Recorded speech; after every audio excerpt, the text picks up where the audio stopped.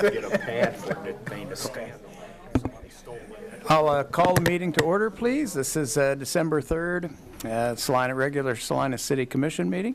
We'll have a roll call, please. Mayor Ryan. Here. Commissioner Davis. Here. Commissioner Hay. Here. Commissioner Hodges. Here. Commissioner Hoppick. Here. If you're able, would you please stand? We'll have the Pledge of Allegiance in a moment of silence. I pledge allegiance to the flag of the United States of America and to the republic for which it stands, one nation, under God, indivisible, with liberty and justice for all.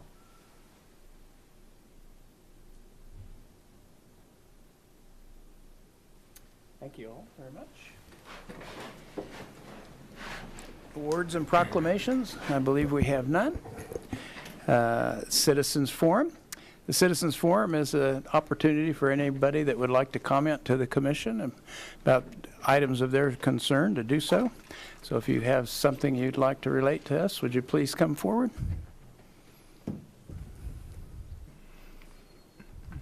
Hello. And if you don't mind, for the clerk's sake, if you'd give your name and your address, please. Good afternoon.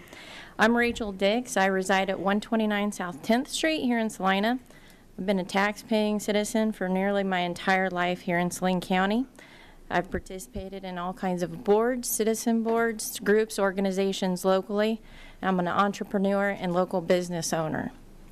I'm here today to draw attention and ask for some advice and help me with some roadblocks in my mission for an occupancy permit and a building permit that I didn't even know I needed.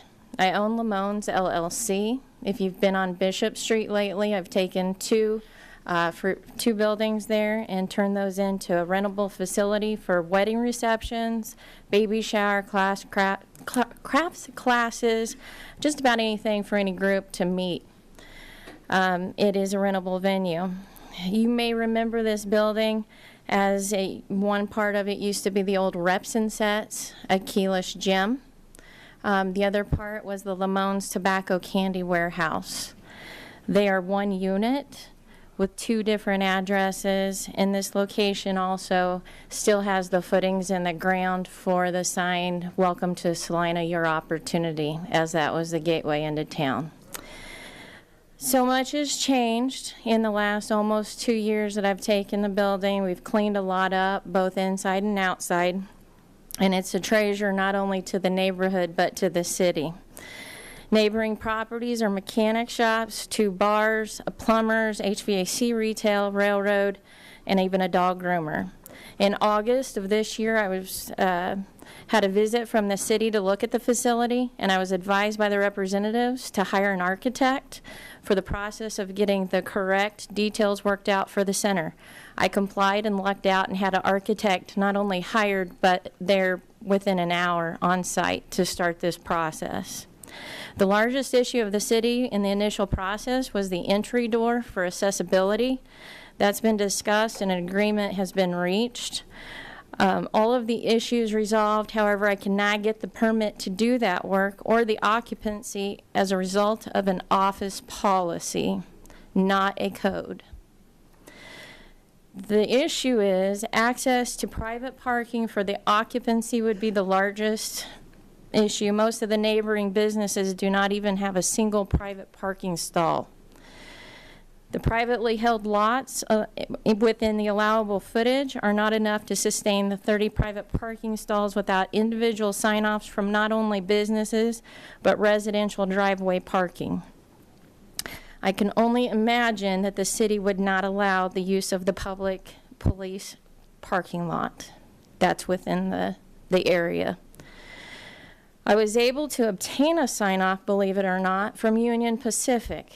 They would sign off granting me the ability to use their parking lot if necessary. Reality is most people won't park at the railroad and walk across the railroad tracks or through that not always maintained lot to come to my business. My architect and the City of Salina representatives were able to work out all of the building changes, which were small items. Realistically, the permit won't be issued until as addressed on the most recent visit that was rejected 2 weeks ago. that I have to have the off-street parking. So I've lost revenue for the last 4 months in waiting for this and working the process. 2 weeks ago, after that rejection, in that rejection, it was said I would need to have a sign-off. It would go to Mr. Bingston's office for a sign-off to attach to the deed of Union Pacific Railroad. That's not realistic. I know that in town as well, there are lots of businesses that have parking arrangements together. They are not filed on the deed. This new policy is not part of the code. It is an issue for me.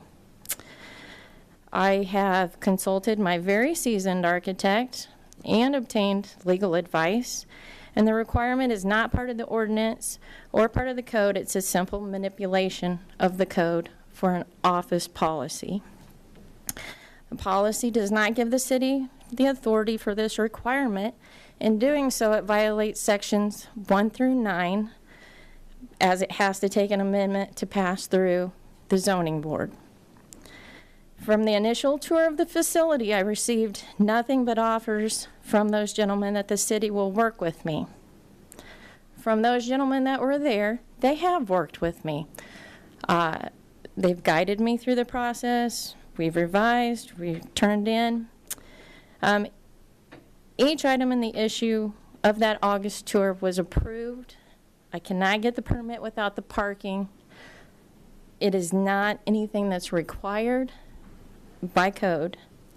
I come to you as overseers of city business to request any assistance that you can give to investigate why one rogue person can make a policy and enforce it at his will without, but truly, really, realistically, what I want is my building permit done so I can get this work done and get back to full work capability.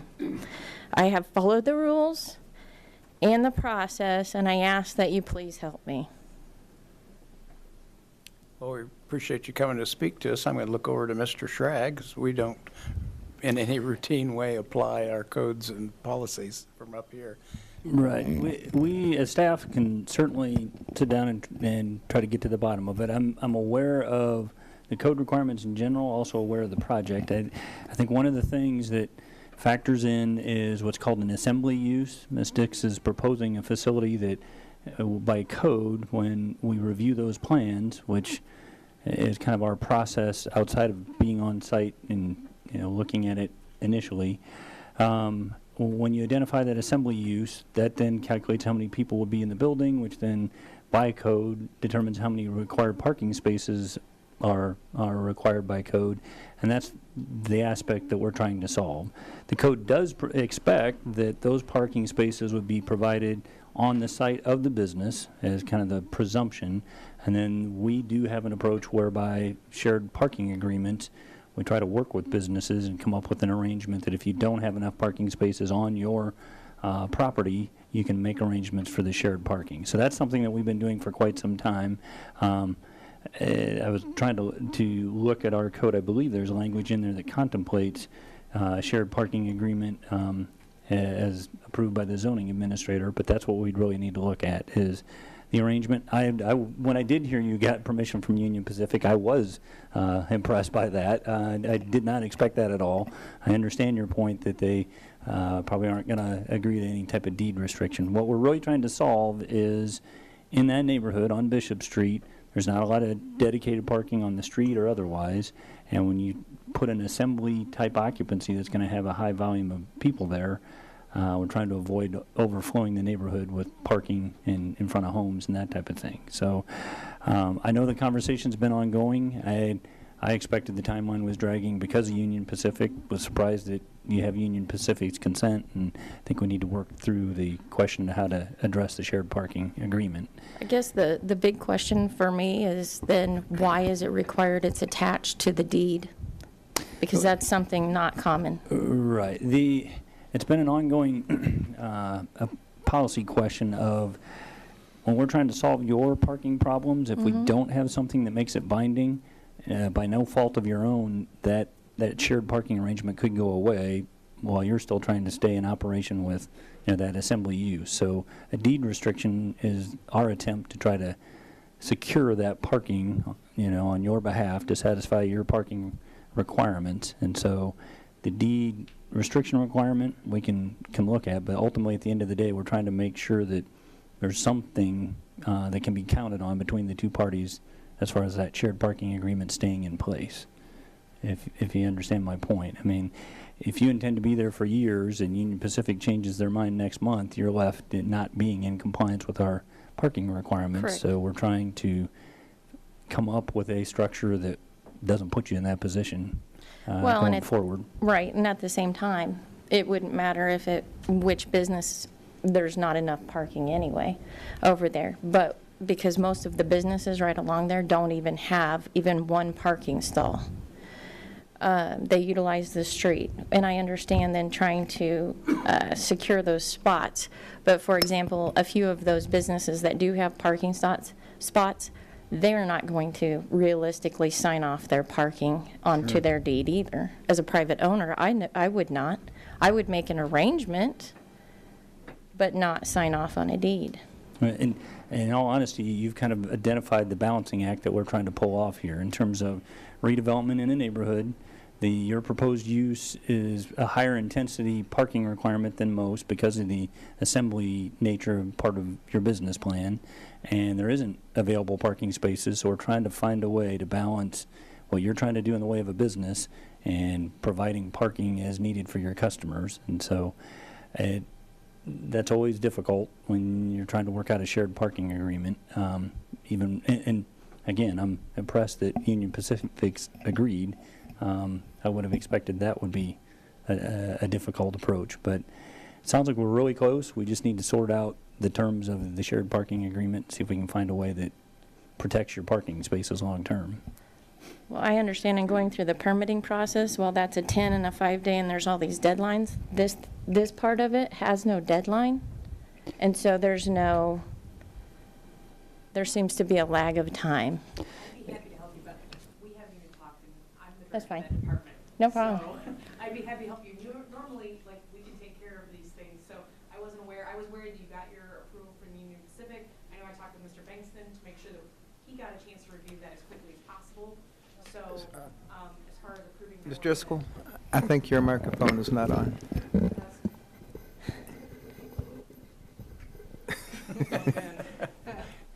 Okay, I think it's working better now. We'd be happy to help you, and I was not aware that you were at that standstill. I knew we had some challenges, and we had worked hard to work on the calculations to make the really tight parking constraints work, so. And as a clarification on the 10-day and the 5-day, we get that quite a bit. That's our turnaround time for Right. review comments. So at the point that we give an applicant review comments, whether that's they need to modify their design or need to solve a parking problem, that's not necessarily a commitment that the permit will be issued. It's that we'll get our review Right. done and get you that feedback. Right, I understand. When I came into the office, however, I was told that it could take months of waiting, and it was pretty snide, and so hence advance, come here, address.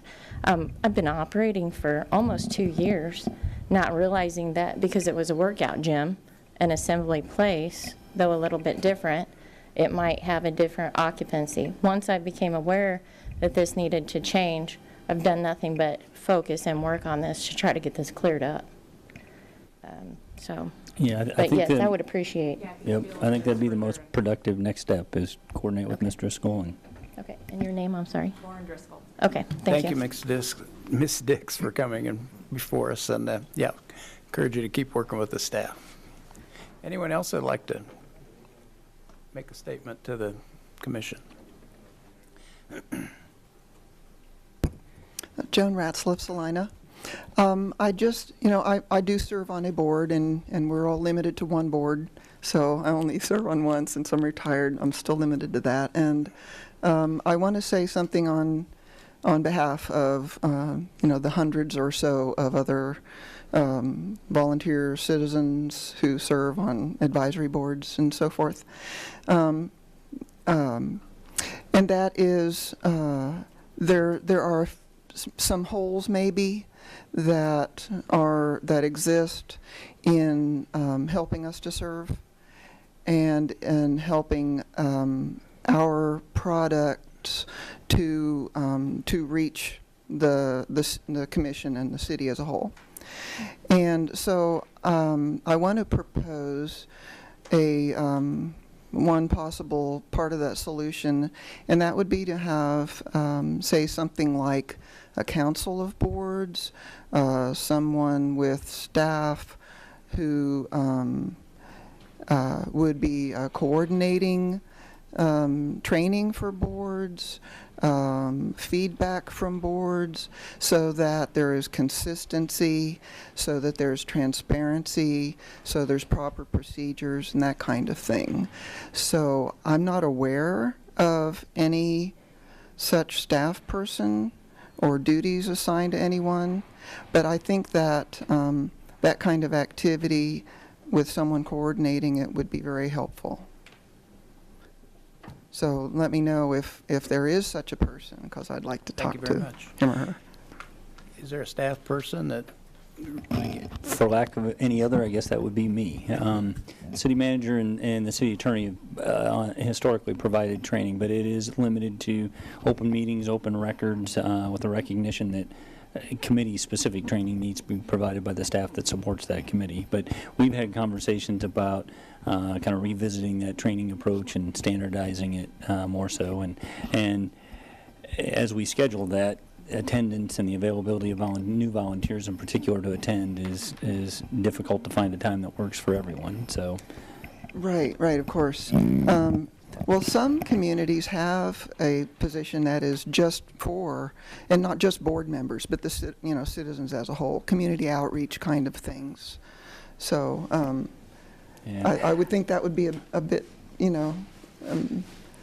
given our finances, we haven't added Right. positions in a long time, but I understand your point. There might be another way to try to tackle that approach other than add staff. But we have already had conversations about revisiting our training approach and support to volunteer boards. Right. Because when I got on in 2014, on the board that I'm on now, it was all the boards got together at one time, with new board people that had an orientation together, and so that was a nice way to get started. But there have been other things that have come and gone, and it lacks that consistency. So I see a need there, and hoping to look for a solution. thank you. Thank you. Is there anyone else that would like to address the commission today? There being no others, we'll move on to public hearings and items scheduled for a certain time. I have none. And next, item 6 is the consent agenda.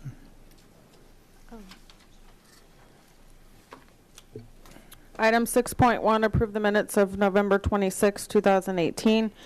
And item 6.2, approve resolution number 18-7633, providing for the advisability and authorization related to establishing special improvement district for water, sanitary sewer, street, and drainage improvements in Pheasant Ridge Edition number 3, Phase 2, and repeal resolution number 18-7619. Are there any items that any commissioner would like to remove from the consent agenda? Mayor Ryan, I'd like to remove item 6.2, please. We'll set aside 6.2. Is there a motion to approve the minutes? 6.1. Mayor Ryan, I move that we approve the minutes of November 26, 2018 as presented. Second. It's been moved and seconded. All those in favor say aye. Aye. Any opposed? 6.2. My reason for requesting that this be removed from the consent agenda is that I was not here when, I don't have any questions for staff or, but I did, since I was not here when the resolution was initially presented in its first form, I didn't have a chance to get on the record and vote for it, so I just wanted to have that opportunity today. I don't have any particular questions for staff. Thank you. Anyone else have any questions for staff? Would the public like to address this item? If not, we'll bring it up here for action, please. Mayor Ryan, I move we approve resolution number 18-7633. Second. Been moved and seconded. All those in favor say aye. Aye. Any opposed? Nay. That item will pass 4-1. We'll move on to administration, 7.1. Item 7.1, second reading ordinance number 18-10988, changing the zoning district classification from A1 agricultural district to I3 heavy industrial district on a 1.8 acre unplatted tract of land located between North 9th Street and North 5th Street. Ordinance number 18-10988 was passed on first reading on November 26th. Since that time, no comments have been received. Are there any comments from the public on second reading? If there are none, we'll bring it back here. Is there any further discussion? We'll have a roll call, please. Need a motion first. Oh, and we need a motion. Mayor Ryan, I Do move that we on- approve on second reading ordinance number 18-10988, changing the zoning district classification from A1 agricultural to I3 heavy industrial district. Second. Thank you. It's been moved and seconded. Now we'll have the roll call. Commissioner Davis? Aye. Commissioner Hay? Aye. Commissioner Hodges? Aye. Commissioner Hoppick? Aye. Mayor Ryan? Aye. That item will pass 5-0. 7.2. Item 7.2, resolution number 18-7639, authorizing City of Salina staff to commence with such actions to implement the features of the sanitation plan as described herein as supported by the City Commission at recent study sessions, including development of fees based on the sanitation services and preferred plan with additional fees as specified for additional services, and repealing resolution number 18-7540. Mr. Kowash. Mayor, Commissioners, we're bringing Resolution 18-7639 before you this evening because of recent market conditions and just to verify the direction that we received from the Commission earlier this year. As you all know, we've had several study sessions and Commission meetings regarding the sanitation plan for the City of Salina in regards to our refuse collection, yard waste collection, and recycling. This started back in 2012 with staff preparations and then a 2013 feasibility study. We've annually had updates, and we've moved closer and closer to implementing fully automated trucks and doing citywide community recycling. So that was actually approved by ordinance 187540 earlier this year. And we've continued to move forward with that, but as market conditions seem to get more volatile this year, we felt like that there was additional risk being placed on the city for the major capital investment in those additional refuse trucks into the curbside recycling program that had been approved. So as you know, we briefed you at a study session with a lot of information again here just a couple weeks ago, and I've documented a lot of that here in the presentation. We did have permission or direction from the Commission earlier this year to move forward with an approved sanitation plan that included community-wide curbside collection. And I'm going to go into a little more detail here just as far as the market, but really this past year, the volatility in recycling and recycled materials has gone way up. It's tied to the trade relations with China, and then also China's utilization of recycled materials as part of the market. They represent over 50% of the market for recyclables in the world. So when they change their position on it, it affects the whole market. They've had, and Jim Teutsch did an amazing job of going through this, but they've had a lot of concern and about the quality of the recyclable materials they were getting from the United States, and then the quantity that they were getting from the United States. And you tie that volatility in that market to the recent trade talks and tariffs that China and the United States are going into. It just made the market unsustainable, in our opinion, at this time. There's basically no strong market for recyclable plastics 3 through 7, which is a considerable part of what we're collecting right now. And because of that, staff recommended that we postpone the implementation of the community-wide curbside recycling collection program and stay with our current system, which is a kind of a self-service drive-up community center located on North Street here in town that was implemented just this past July. We will continue to monitor and evaluate the recycling industry, but with the volatility of the markets and the prices and the different players, we just didn't feel like it was a good investment for the city to invest in those vehicles and manpower and set up a major operation that may not be sustainable in the next couple of years. So with that information, as we had previously presented, we are modifying or asking for you to revoke this resolution that you passed earlier this year to implement 1876-39. And under that system, we would have fully automated residential weekly collection, which we currently do. We would have semi-automated weekly yard waste collection, which we currently do.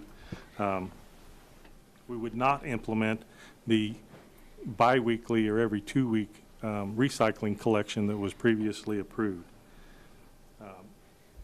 Because of the automated trucks, we would have to pass ordinances in the future to prohibit sanitation and yard waste collection in the alleys, just to maintain a level playing field among collectors, as well as reduce our maintenance costs on the alleys. A parking ordinance would also need to be implemented in the future just to verify or clarify where the containers need to be placed on the street for proper collection. Because of the success of the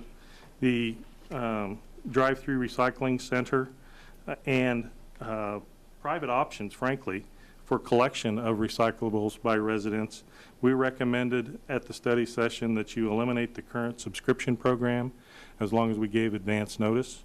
And in this resolution, we are recommending that that be ceased Friday, February 1st of 2019. So that gives folks a couple months to make changes to their current collection system. We will continue to use our fleet of automated trucks for yard waste and refuse collection. And then our plan is for folks, because we have to get new containers for the automated refuse collection, that those containers, refuse containers that people have now, they could be retained as yard waste containers in the future. But that would be entirely up to the folks that have those. To clarify things, we are recommending that along with this plan, the funding and resources to support it be approved. The fee schedule will actually be presented to the commission at a later date, the actual dollars and cents, but it will roughly be $16.50, which is about $4 cheaper than what we had previously been approved by the commission. We will have additional fees for additional containers and collections for yard waste and or refuse collection. We will continue to maintain our drive-through facility. We feel like that this is the part of our strategic plan with the city in providing the highest quality of services consistent with your direction and available for staff commitment and quality.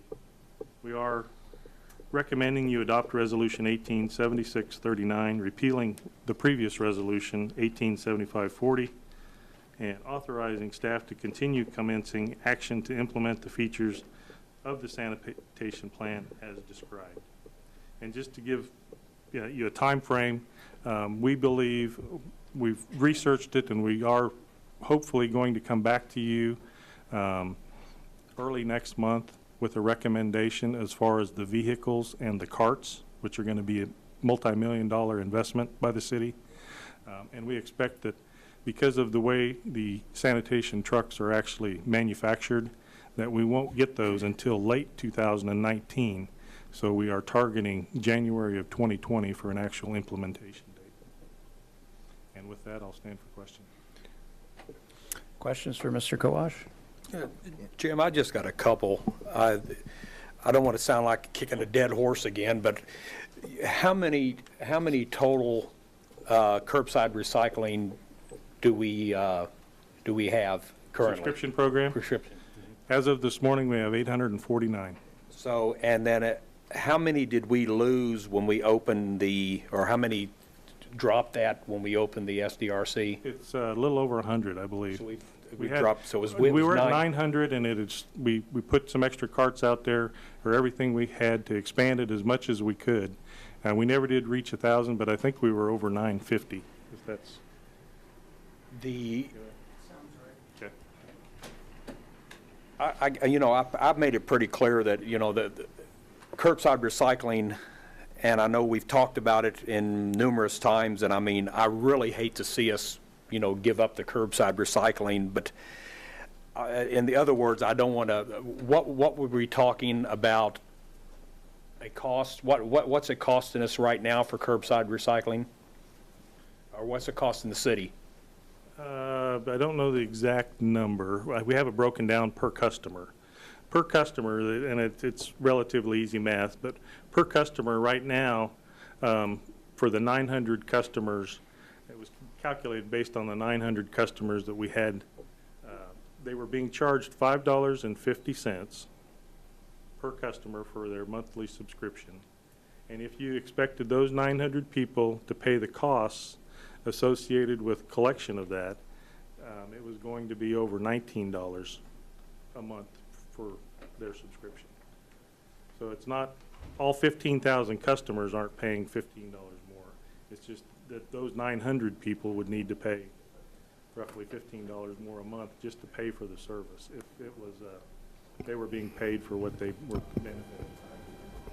Because I'd really hate to see us have to add any more. I mean, by the time we're already going to add for the automated pickup. We've got a new water treatment plant we're getting ready, so your water bill is going to go up. We're going to, I guess I see where we're coming from. I just hate to, I just want everybody to know, I just really hate to see the curbside recycling go, especially for some of the older citizens that we've got. Now, last month we talked about a private individual that said that they would do for $8 a month that they would pick up the recycling and take it to the recycle center for people in Yes, Salina. there's at least one private firm that started up, Have and we that's... reached out to them since last month and asked them if, are they willing to take a look at the 850 people we got and try to, work with them and see if that curbside recycling can stay, and let them do that? We have not contacted them. We would, been in contact with the company, and they were looking to expand, and said that it would have additional capacity, but I don't know what that capacity would be. But we would, in our information that we would send to people with the subscription program, we would include all the information we had on alternate resources for picking it up, which would include that company. Because I've talked to an elderly gentleman and an elderly lady today that was, they were asking about, they'd be going from 550 to 8, but I was also asking what would happen if you would only, say you recycle every other month. So that would, if you cut that in half, actually it'd be cheaper for them. It'd be $4 a month instead of the $8 a month if they could do it that way. But, I would like to see some type of a way for some of our citizens out there to be able to retain the curbside recycling, even if it is a private hauler. Well, I think there's opportunities for that. Yeah, I'd certainly agree, because some people will be just less inclined to recycle if it's not fairly easy. And I have curbside recycling now, but I also take loads down to the downtown collection site just because all of it doesn't fit in those little carts, particularly in a large cardboard. And this time of the year is when you're going to get a lot of that stuff that just won't fit in those little carts. Curbside is a convenience. It's a convenience factor too. It's Well, and I, for those who are not inclined or able to take the recyclable material downtown, physically able, I don't want to lose the sense that recycling is it's a duty, really. I mean, we're making more trash than we can handle, and we haven't quite figured out how to reduce and reuse yet, so we're kind of stuck on this last, the third option, which is try to recycle some of the material. Now, as I'm reading, the big problem with the single stream collection is the contamination rate. Is there any industry-wide tendency towards going back to separating at the source of collection, just so that a more pure product can be delivered to the company that ultimately does sell this stuff to wherever it goes? I believe Abilene still collects the materials. They collect it separated. I'm going to defer to Jim Teutsch, our operations manager. He's done a whole lot more research on this and is able to speak directly to that, I believe. Okay. So the market is actually tending toward more single stream recycling than it is a method of separating in advance. What is happening industry-wide is additional cost increases for that collection that reflects to the consumer, primarily to buy technology, manpower, and everything necessary to eliminate that contamination. And then the processing locations within the country are actually regionalizing. So you'll see, we will probably continue to see smaller operations go away and larger operations on a regional scale become the standard for the country. That is not to say that there aren't individual operations that do it. You mentioned one. Another one, however, in Wichita, as I described in the study session, has asked me to see if I can help them try to eliminate the materials that they're unable to get rid of, which is what led to that problem. At the time, the last time I spoke with the plant operations manager at this particular facility, he was sitting on, I believe it was 64,000 pounds of material. So that's one semi-tractor trailer full plus a second trailer partially full of material that he just can't find a home for.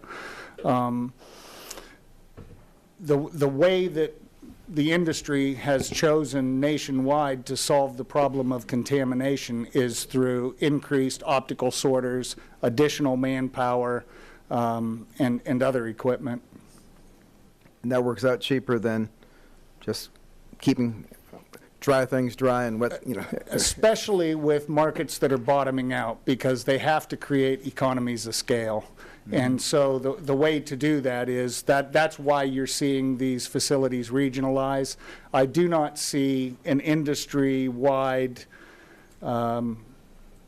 push toward moving away from single stream, however. Right. Now, when you say regional, in Kansas, how big is a region, so to speak? Are we talking 50-mile radius? I mean, would Salina and Hutch be considered the same region? Yes. Okay. It's not a formal boundary by any means, mm-hmm. but I mean, if we did not do business with them, we would be traveling a significantly greater distance to find another MRF that could handle the volume. The time and expense of transporting material. Primarily, it's the expense of the material. Transportation aside, the sorting equipment for separating different categories of recyclables is very expensive.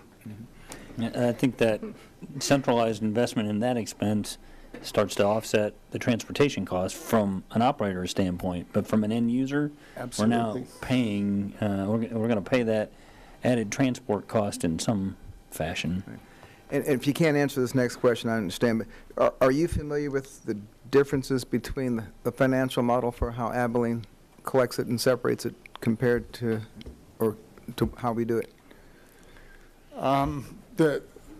The financial model. I mean, they're collecting it separate, and I'm assuming they have someone who's buying it from them already separated. Sure, They send to market different products at different times, and what they will do is they'll hold a particular plastic until such time that they have enough to send to one of those regional processors that can handle it. An example would be Batliner in Kansas City, who can handle very large quantities. They send out train loads of recyclables. So the operators who are still source separating individual items, that's what they're doing. They're holding on to that product until they have enough to create a load, and then once that load is ready to go, then they'll call for transportation to wherever that product might need to go.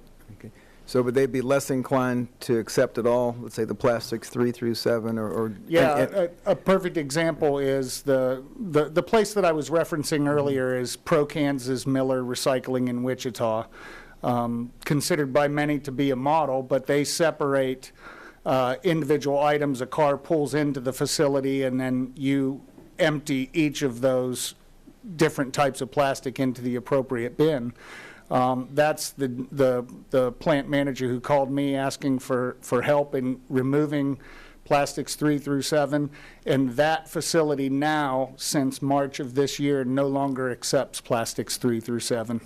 So he's actually separating them at the point of collection then? Yeah, he's no longer taking plastics 3 through 7 since March. What we have opted to do instead is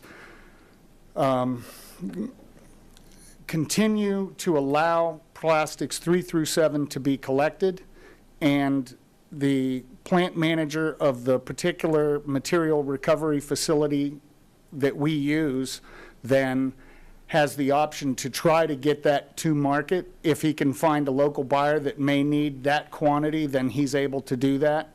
And then if he is not, then it would go the same way that it would go in Miller Pro Kansas Recycling, and that is to the landfill. The benefit to Salina by doing this model is it's balanced risk and reward. One of the arguments that are against what Salina's model is says that we get no reward for the plastics. If you talk to those who are in this business, they're not making exorbitant amounts of money. That's not the reason that they do what they do. So the amount of revenue is, in my opinion, offset by the far lessened risk of having plastics or any materials that we are unable to get to market, and then we have to do something with those materials. And Jim covered that adequately, but that was a very deliberate discussion on our part in terms of not only the financial risk and cost, but just stockpiling as we watch the markets ebb and flow and taking on that task. So we very consciously said, we're not in it for the money. We're in it for reduction in recycling, and if we have a processor that'll work with us, that was appealing to us. So the risk in us following the way Abilene does it would be potential for stockpiling and not being able to get rid of absolutely material. And then also if you wanted to, the other thing is the consistency with the deliverables of service to the customer. There is one thing that the plant manager where we take our materials to has told me is, I don't want to create confusion in the marketplace. I would rather take all plastics 1 through 7, keep that acceptance straight, and not change my acceptance policy based on what ebbs and flows in the market, but rather continue it, and when I can sell it, I sell it, and when I can't sell it, I landfill it. So eventually we ended up in someone's landfill. I mean, sad reality, but yeah. Correct. Jim, correct me if I'm wrong, but there's also a convenience factor there for the citizen that's bringing it to our facility as a single stream, as well as our staffing and processing of it. I don't know how much we looked at what it would take in the terms of a facility and staffing if we were going to separate those streams and process them and stockpile them, but just in terms of space, manpower, the operation would be much more intensive. Well, For clean, dry material, I imagine, just the sanitary aspect of stockpiling is easier, particularly if there's a market, because I'm assuming cardboard and certain plastics are where most of the money return is. in Yes. those. Yeah, primarily cardboard, glass, plastics 1, 2, and occasionally plastics 5.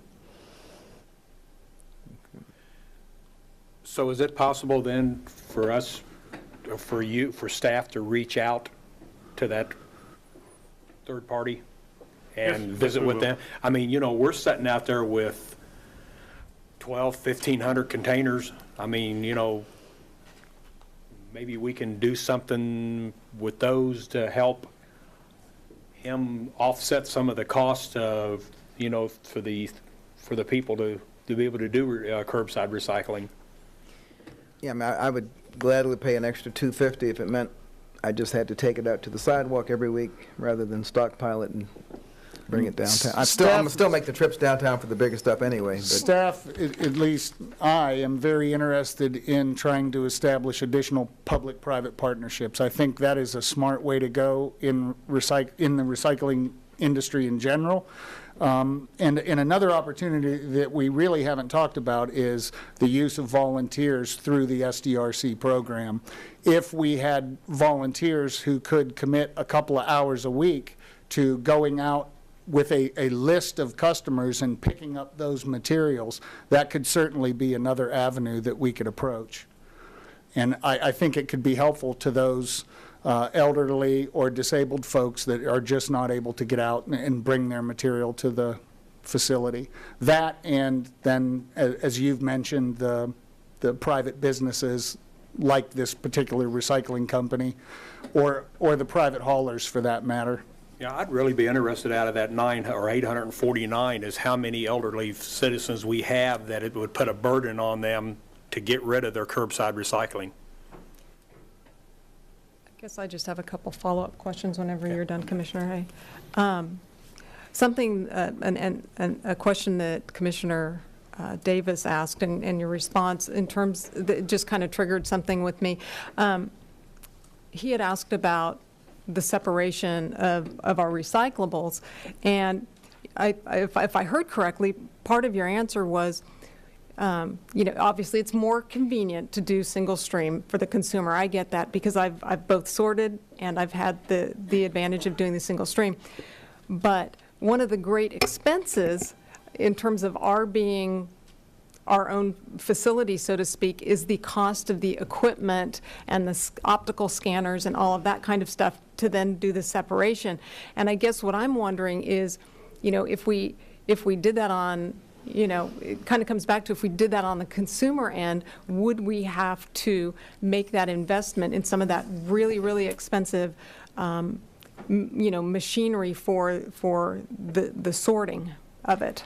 The best way that I would answer that question is the SDRC is countywide, and the fee is currently 94 cents a month. I do not know of a recycling program in the United States that cheap. So I think the answer is, I think there's benefit to allowing someone else to have the risk, and if reward is created, then allow them to generate the benefits of that reward. Right, I understand that.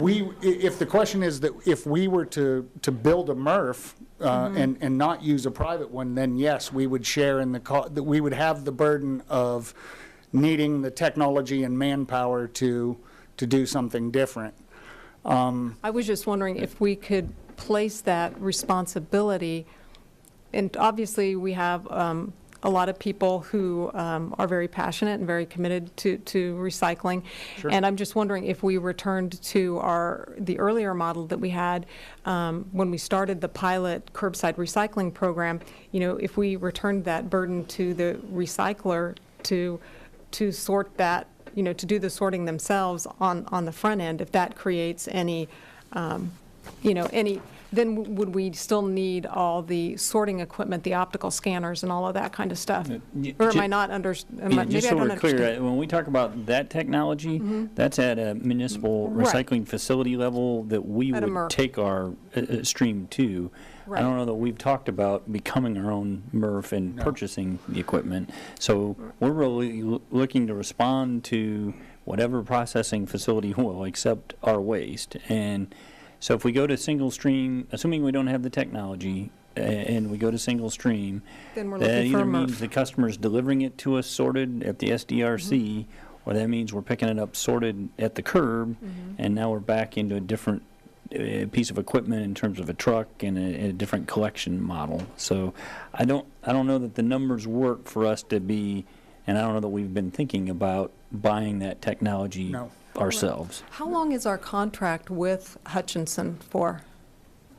It's we have an indefinite relationship with them. There is no contract for the processing of our materials. So if the Hutch MRF went away tomorrow, then we'd be looking for a replacement MRF, correct? Am I using the right? Okay.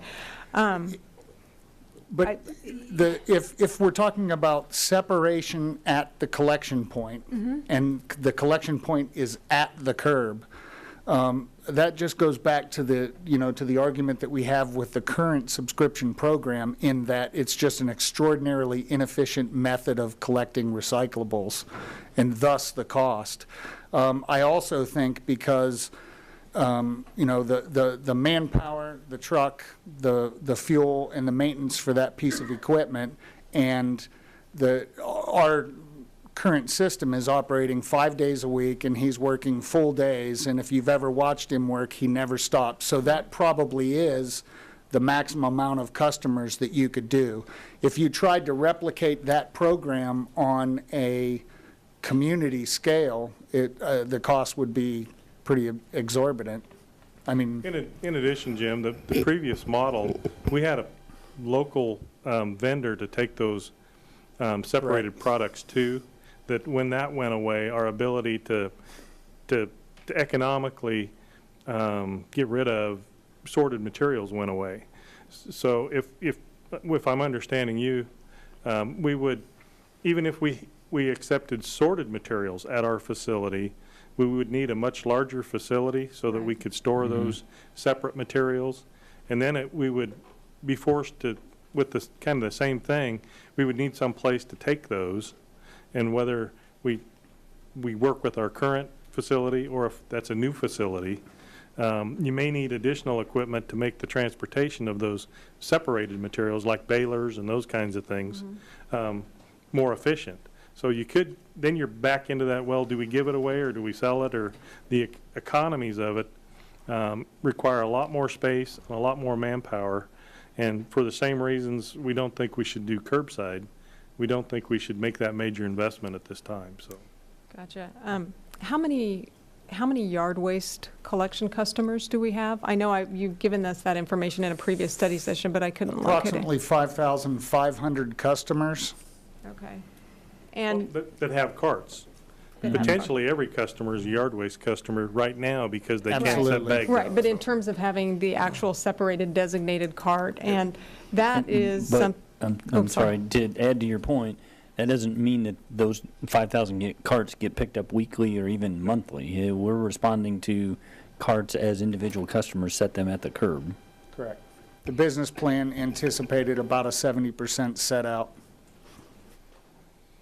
Okay, but that's something, just in terms of looking back through the presentation that we had a couple of weeks ago, basically all customers subsidize the yard waste collection as well as the special pickups. I think we covered that before in study sessions. I mean, everybody pays the $3.54 for the yard waste collection, whether or not I have a yard waste customer, because frankly, I can put my yard waste in my existing container. But so that's a universal fee that applies to everyone. And then the special pickups we talked about, I think, they require everybody underwriting, just because that would make special pickups inherently so expensive that people would just be getting rid of junk anywhere that they could find, if I remember that correctly. Correct. I mean, I guess kind of where I'm going with this is the fully automated curbside recycling is going to cost us roughly $4. Right now, everybody's paying $3.50 for yard waste collection, and what I'm wondering is if we went to fully automated curbside recycling, which would eliminate the need for the drive-through recycling, and we just started collecting yard waste with our refuse, I mean, we'd end up with curbside recycling for everyone, and we'd be at about the same price point because we would, we'd be eliminating $3.50 on one end, we'd be adding the $4 for the curbside recycling, and we'd also be eliminating the 94-cent per person charge for the drive-through recycling facility. I guess the only thing that, what most comes to mind is that the business plan anticipates if the participation rate grows over the next 3 years after implementation of a curbside plan, on an annual basis, each household would contribute about 300 pounds, 400 pounds, and then 500 pounds. 500 pounds times the number of customers we have results in a total of about 3,825 tons annually. We currently average about 1,500 to 2,000 tons in yard waste. And we know, just because we are also the operators of the landfill, that there is probably an equal amount that is still going into the landfill. So I don't know whether or not you would want to place a product that has to be transported in some cases to other countries for processing versus collecting and recycling a product that is local and remains local and becomes something immediate back into the recycling loop for about the same amount of tonnage for either program.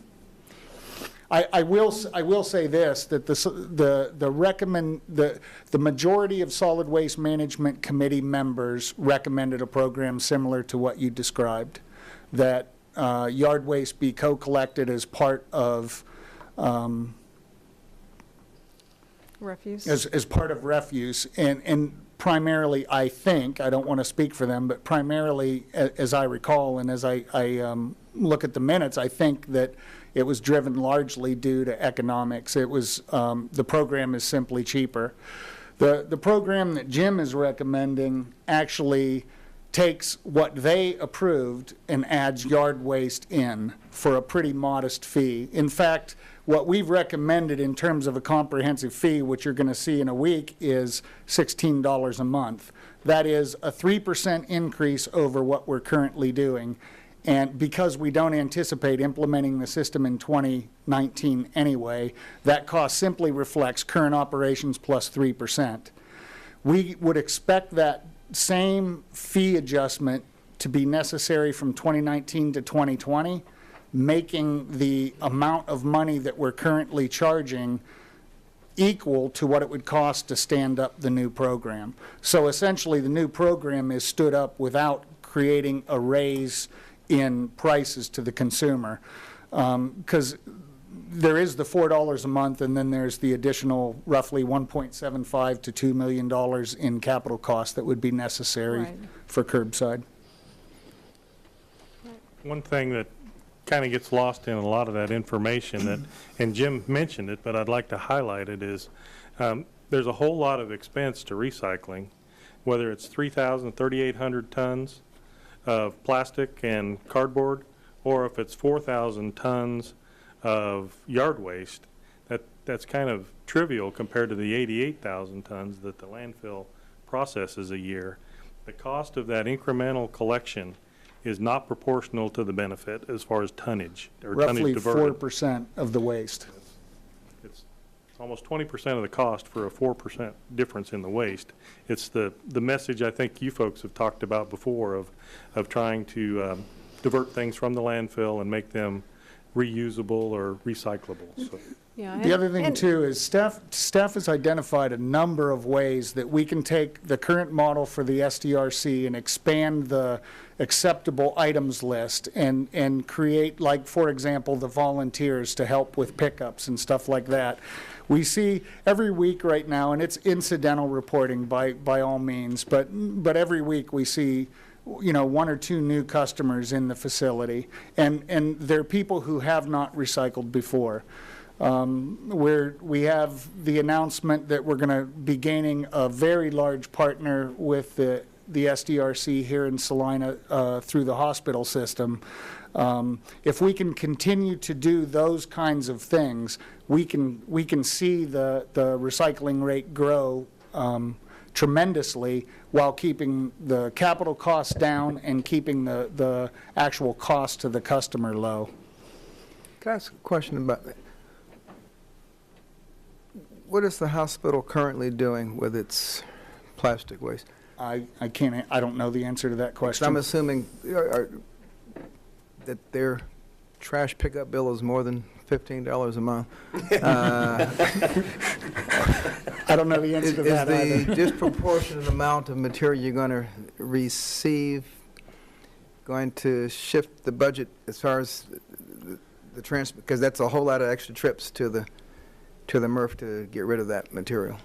Is it? I mean, because you're not. I'm assuming you're not charging, or are you charging the hospital to collect? I think the first question is, are they a customer of ours? I mean, That's a good question. given yeah. the way our system is operated, it's not a safe assumption that they are our customer. Right. And we see representatives, you know, people who we know work at the hospital come to the SDRC, but the hospital proper, I wouldn't classify as a client right now. There is a concerted effort in the next few weeks to see that program begin.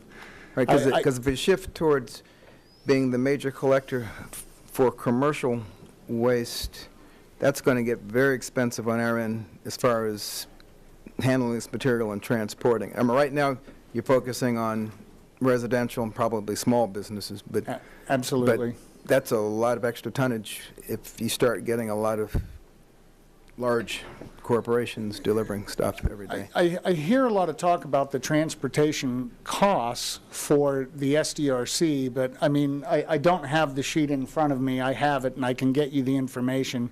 But I think to date, the number of trips that we've made is still in the 20s. The trucks are pretty efficient firstly at allowing us to compact it. And while certainly trash trucks do not get good fuel mileage, the expense has not been such that we've, you know, that caused us any kind of alarm. I will say that our focus has been on expanding participation at the facility, and I can't speak to a quantity. If I had a quantity that I knew that we could expect, then we might be able to, you know, backwards calculate and say how often does that add an extra trip. I think typically, I send Jim a report every week, and I think on Mondays, I think typically we do 2 trips a week right now. I'm not sure that would expand much more than maybe an additional trip. So, and I apologize if I'm pointing out the obvious, but I mean, in that scenario, that single stream's going into the truck, it's being compacted, we're retaining that truck on site until it reaches a capacity that needs to be transported.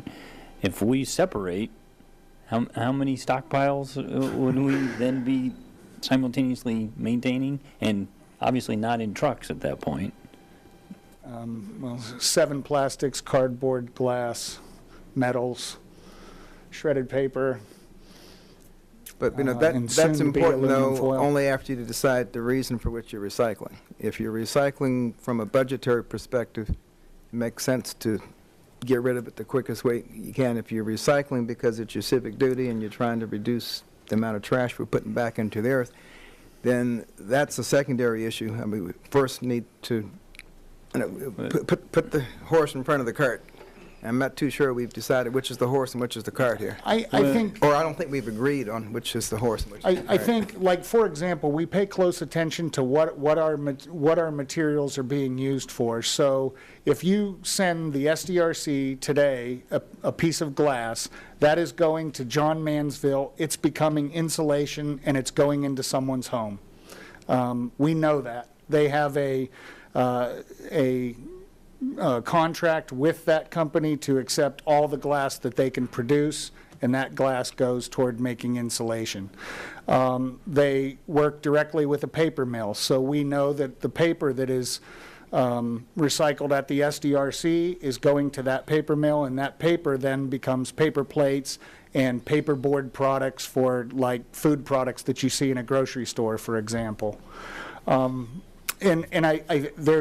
There's benefit to having someone that has those industry connections and has industries locally available that enables them to provide immediate use.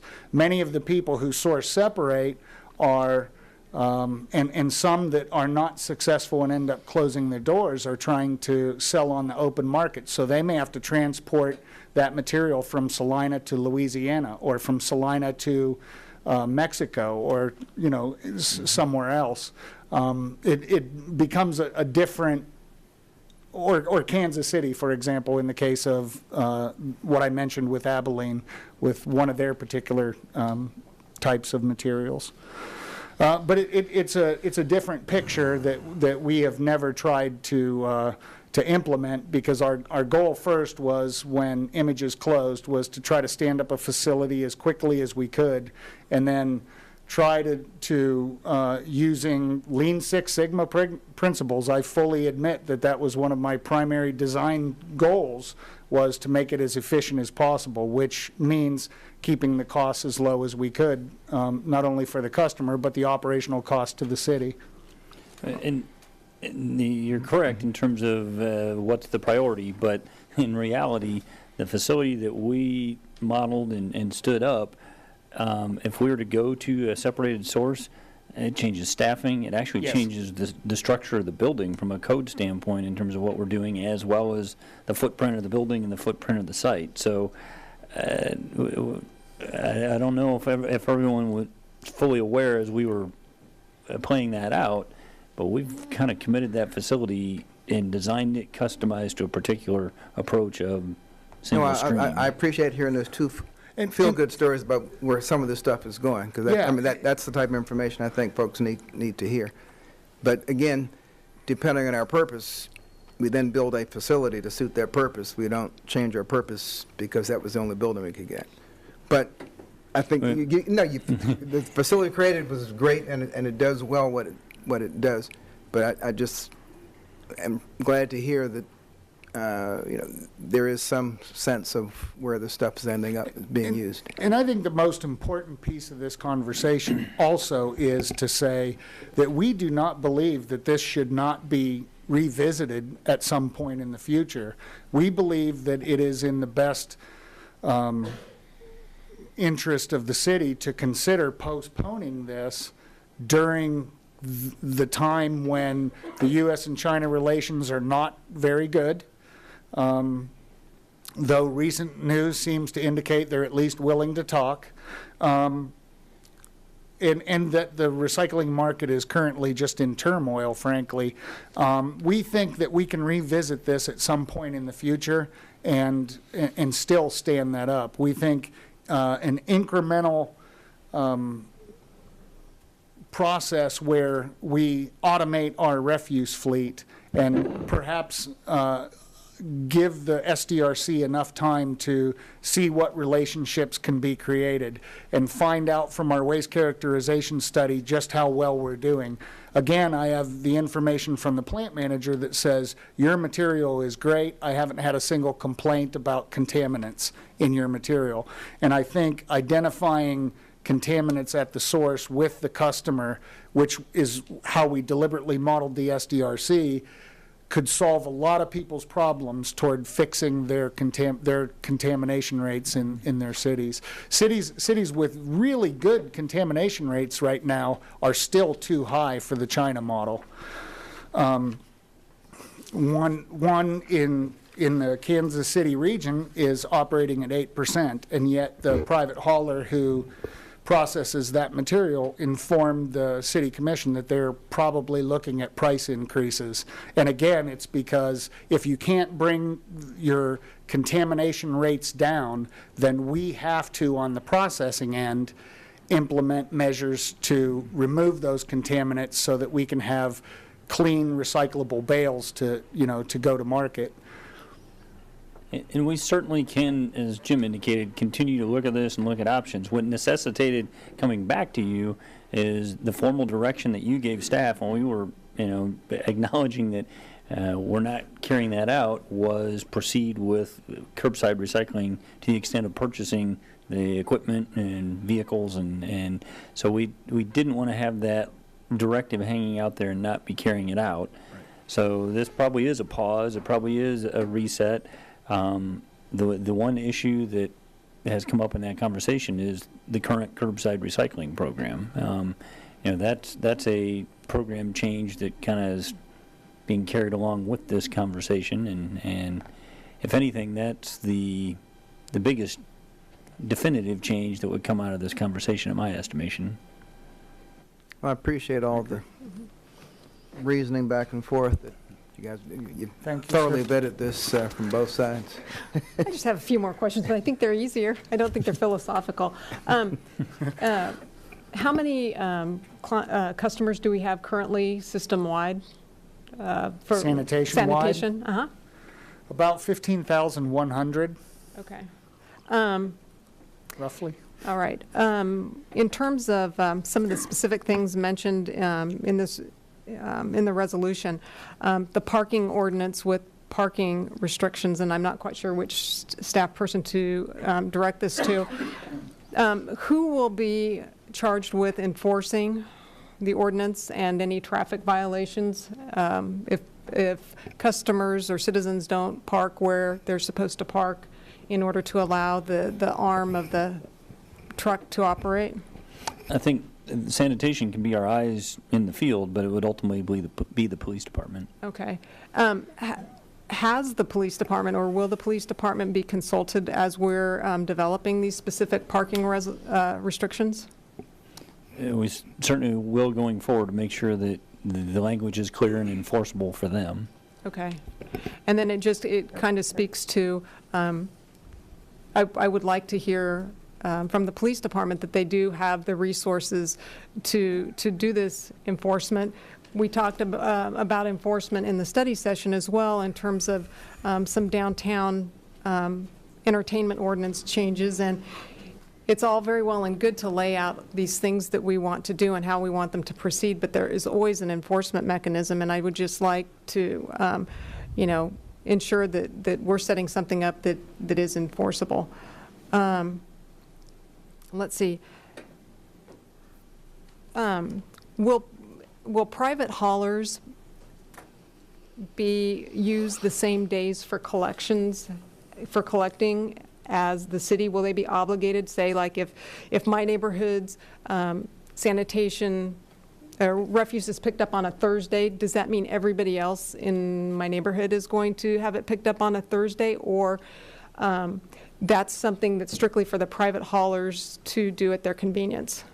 Or whatever makes sense for their business model. Yeah, we don't regulate the date or time right. Okay. now, and we don't see that in the future. I want to go back to your first question, too, though, to point out that the plan, as being recommended, does allow for a position in the city that what I've informally called, obviously HR has to write the position description and all that, but an education and enforcement coordinator. So I believe that where I've seen successful recycling programs is when there is a very deliberate education arm to the entire program. I think it's absolutely necessary. So the primary duty for this person, first and foremost, would be the education piece. I can't speak to how a code gets enforced that's outside of general services, but I can say that we have at least thought about having that person. And the enforcement word in that duty description is meant to illustrate that the way I see this person working is much the way streets currently deals with customers, how sanitation currently deals with customers, knocking on the door and talking to a customer and handing them a handout saying, Right. Here's what we are allowed to take, here's what we're not allowed to take, can you please move this car? If we have to do an asphalt patch on the street, Streets has to go contact that citizen and say, can you please move your car for us? So while it isn't a direct enforcement of the code, it is an education and enforcement person. Right, you have anticipated that need. Yes, ma'am. Okay, Yes, I gotcha. Do we have any ordinances on the books in terms of how long trash containers can remain on the street? Is that like 24 hours? I believe the language is the evening that it's collected, but yes, there is code language on that. Okay, because I was just in terms of trying to work through like the lack of alley collection in my mind and what that's going to create for the people who are now bringing it out to the front of the street. I mean, I would gather that most of the alley collection is in our core neighborhoods. I mean, not so much, you know, as the city has grown outward. And just trying to Correct. work through that in my mind in terms of people bringing their refuse containers out to the street instead of the alley, because a lot of alley customers just leave their containers back there all the time and aren't in the habit and don't move their containers. So Correct. I just wanted to make sure that we aren't going to be setting something up where now they're just going to leave them at the front of their house, and we're going to have some negative impacts on some core neighborhoods in terms of, you're driving down to get to our beautiful new revitalized downtown, and you're driving through, trash carts out more or less every day of the week, between when we pick up on our routes and when the private haulers pick up on theirs. So, thank you. Alley customers currently represent about 15% of our customers. So the 85% are currently having on-street pickup, and they are in compliance generally with the night before and night of as far as setting it out and picking it up. Oh, and so I'm sorry, I did get asked one question on social media that I did forget to ask. In terms of a street that only has parking on one side of the street, have we anticipated how the automated trucks are going to work in terms of still allowing on-street parking while, having enough room to maneuver with the truck and the carts? I would just say that we do recognize that by automating the fleet, we solve several really, really big problems Right. that are worth doing. But parking is not easy, and generally, collecting automated with on-street parking is not easy. I can only say that we are surrounded by cities who have done it. Okay. And I think that we will experience problems with particular areas. And just like the problems that we experience now with other issues besides parking, we will have to address those issues. I'm sure that it probably, as much as you might prefer it, might not be the last time I stand before you. Thank you. Other questions for staff? Is there anyone from the public that would like to address this item? Daniel Eckhoff, 2664 Highland.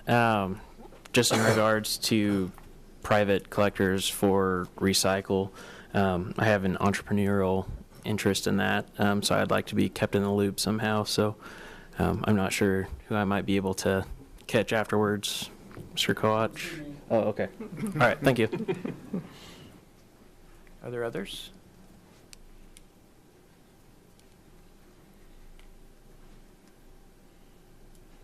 Good evening. I'm Mary Mertz, 1936 Queens Road. Thank you for the excellent questions.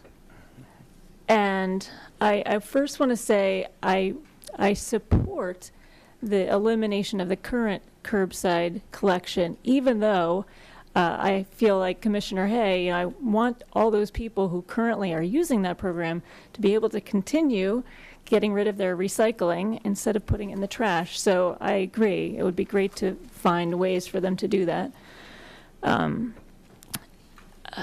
And I'm sorry, I'm going to ask you how to pronounce your last name properly. I answered anything, but it's pronounced Screg. Screg. Screg. Correct. Screg. Okay, thank you. So, Mr.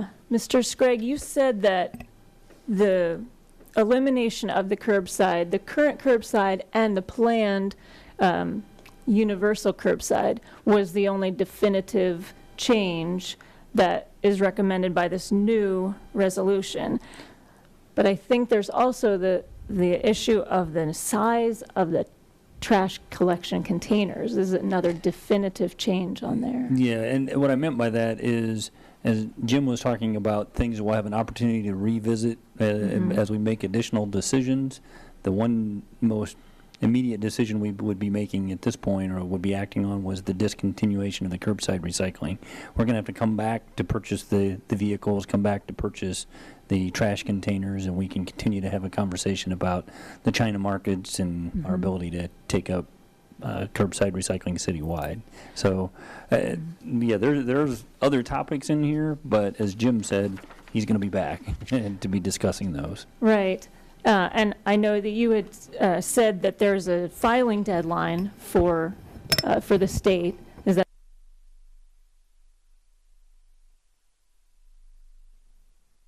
the next agenda item? But I believe our intention is to file tomorrow to satisfy their filing deadline. okay? So I guess my question is, since we're going to revisit things, is it necessary to have in Section A of this resolution, is it necessary to even say what size containers we're intending? Since, that's something that can be revisited. Can we just take out the language that says 95-gallon containers? So I suppose we could. The intention was just really to kind of communicate what we thought the agreed upon approach was at this point in time, and if we need to make changes going forward, even if that language is in there, we can be responsive to whatever changes come along. True. It's just harder to change something once it's in writing. So, since our plan for a long time now has been smaller trash container and larger recycling container, and now we're postponing at least the universal curbside, there still are options for incentivizing recycling, use of the drop-off center by different pay-as-you-throw options, which is what I would be advocating for, is investigating those pay-as-you-throw options instead of putting language in this resolution that says we're going to have giant trash collection for everyone and that everyone pays the giant trash collection rate, that we could allow space for those other options to be investigated. Thank you.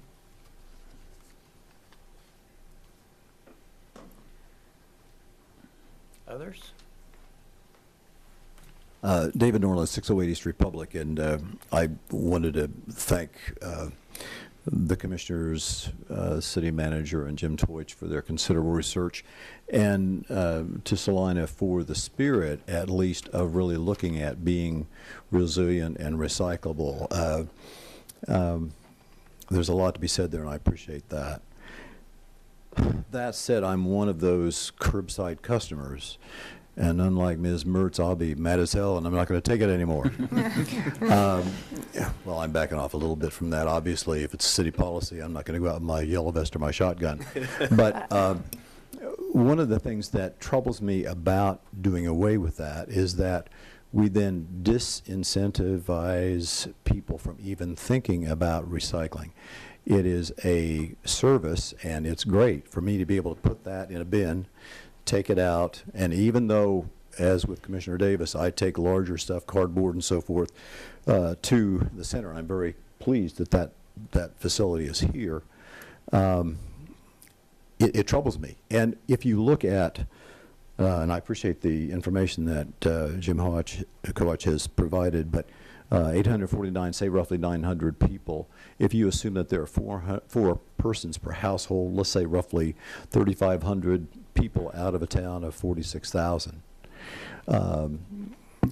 Ken Ritz has commented here about the miserable proportion of materials that actually get recycled. What, 80% compared to 15% is very, it's infinitesimal.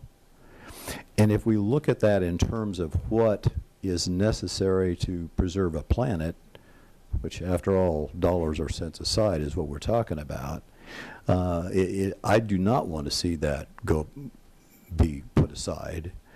And I think there surely must be ways to do that. And I can think of all manner of ways in which neighborhoods could be incentivized if they had the facilities, if they had the trucks coming automated or otherwise, then people would begin to do it. If Commissioner Kopic doesn't mind, I'll mention that I had a conversation with him, and he mentioned a load of dirty diapers and thing, and I just shuddered. You know, I still am gripping the phone tightly at the mention of that. But I think that most people would not. And yes, you assume there's a certain amount of irresponsibility among citizens, but if we approach this in a spirit of asking citizens to be responsible and providing them the means to do it, then we've got something going that is a spirit of the community we've already exhibited, and we're going to magnify that. So let's come back to one other aspect of it. I'm concerned that we're letting China guide our decisions.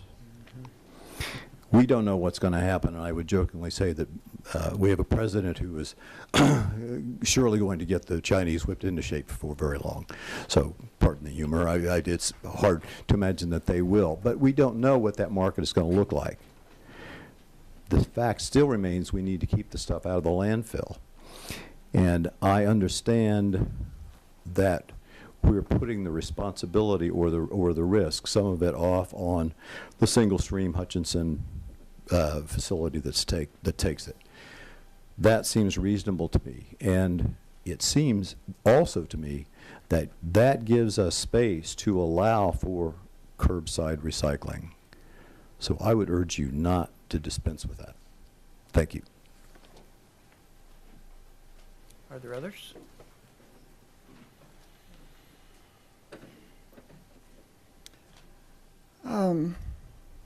Well,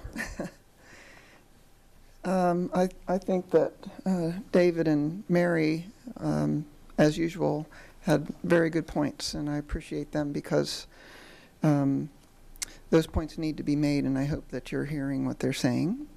And Dr. Davis, also his comments, I very much appreciate that we need to keep the reason we're doing this as a priority.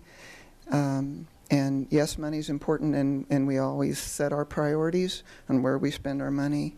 So, and I appreciate all the staff's considerable efforts, and you're sitting here and considering this and deliberating on it.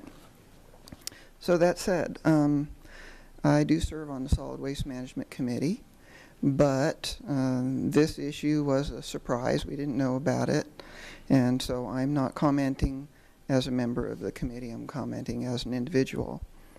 Our last meeting was in August, so the committee has not had a chance to review this information, although I have to say I've had my concerns about single stream, and I've mentioned that probably for the last almost year to this body.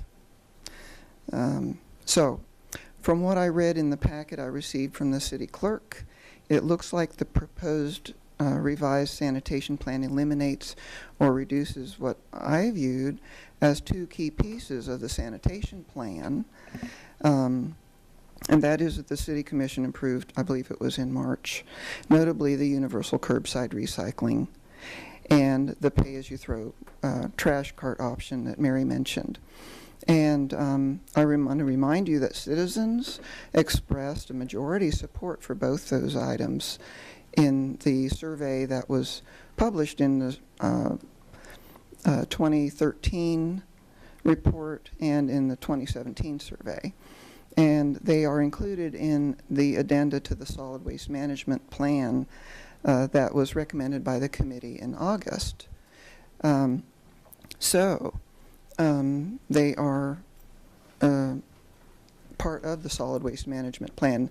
That appears that the sanitation plan doesn't stand alone. So that you approved by resolution back in March. KSA 653401 says that is the policy of the state to encourage wise use of resources through development of strategies that reduce, reuse, and recycle materials.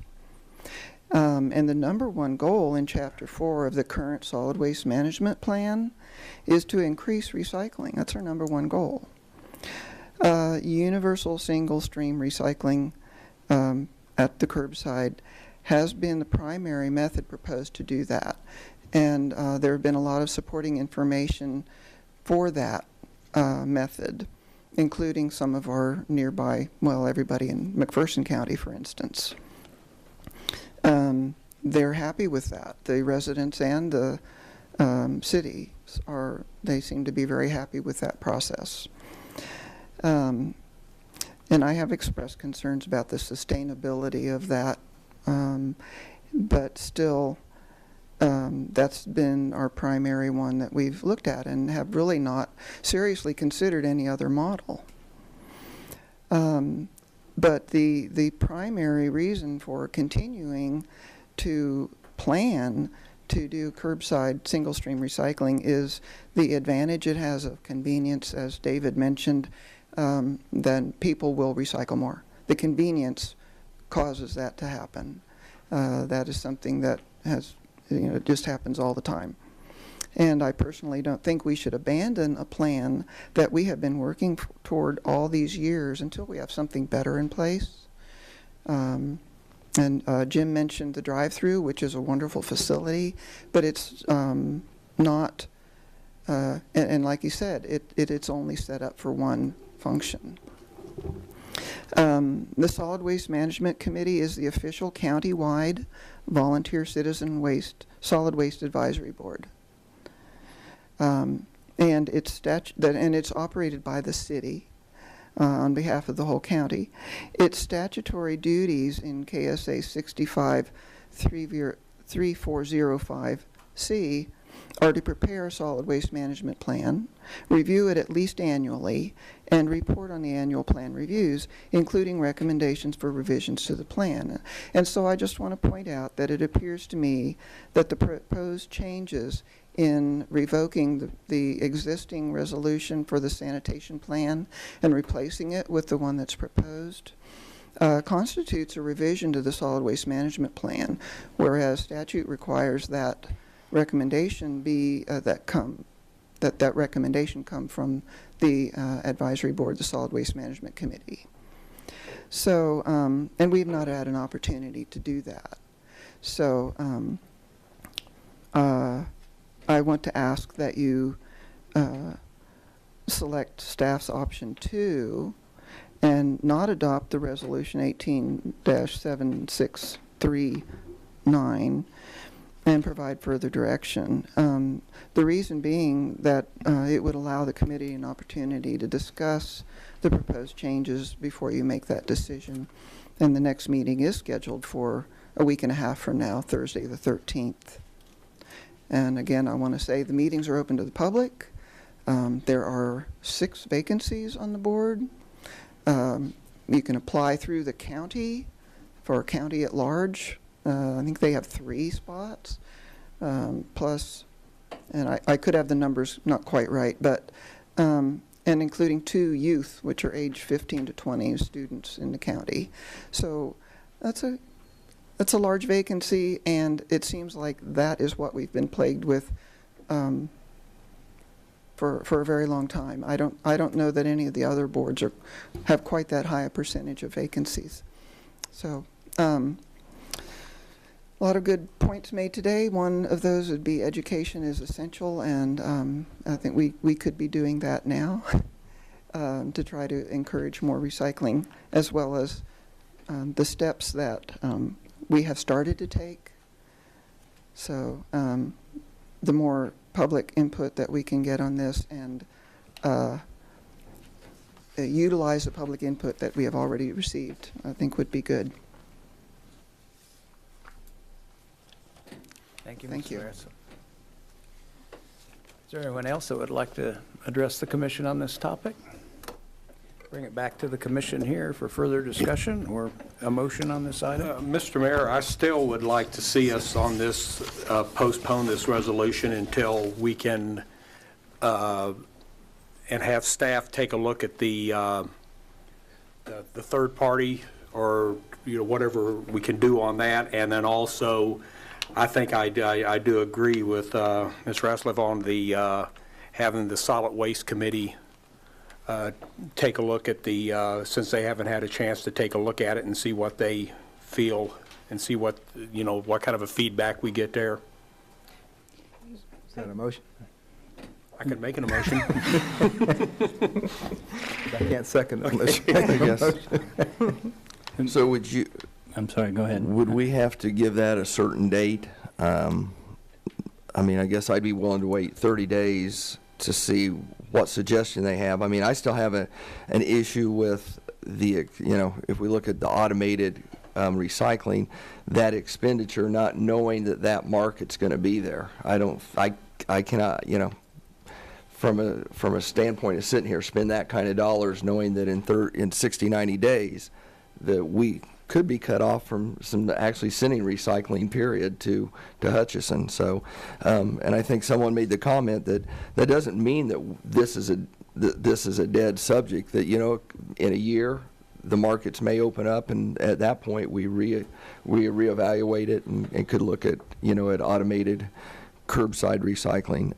Again, I still have a little bit of an issue with the mandatory recycling. I think education is important, and when I had the talk with Mr. Norland, and I used the diaper deal, I said there's individuals that, those of that have spoke as myself are adamant about recycling, but there's a large part of your community that really isn't adamant about recycling, and one, they won't do it, and two, I'm concerned if they're required to do it, they won't do it right. And when we get the recycling that's contaminated, it hurts us. And so I think we've got to be real careful about the, you know, the mandatory recycling. Because of that, it could really hurt our overall ability to get rid of our recycling if it's contaminated. I do really like the idea of the privatized curbside recycling for those that want it. Again, if there's a market there, hopefully somebody could take that and make a living or something doing that. And so, but Just one question, procedure-wise, does this resolution or ordinance, whichever it is, affect what you have to report to the state? Or is I it appreciate the solely, question. is it solely the next Yeah, I issue? wanted to offer a clarification, and Jim are certainly welcome to correct me if I'm wrong or elaborate. I think it bears noting that we're doing three things all at the same time, which add to this confusion a little bit. As the City of Salina, as an enterprise fund, we are a landfill operator competing with other landfills in the region and the state.